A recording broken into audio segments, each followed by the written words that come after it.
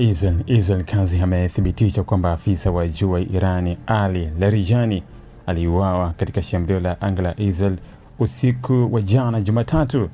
Kazi alisema kwamba Larijani, ambaye alikuwa katibu wa Baraza la Usalama wa Taifa la Irani, alilengwa moja kwa moja na mashambulizi ya Israel, sambamba na kiongozi wa kikosi cha Basji Walamreza Suleiman alifariki wakati wa shambulio tofauti.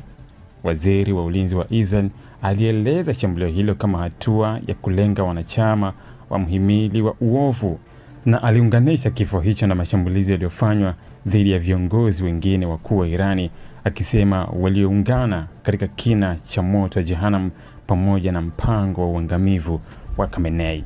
Hata hivyo, Irani bado haijathibitisha rasmi kifo cha Larijani.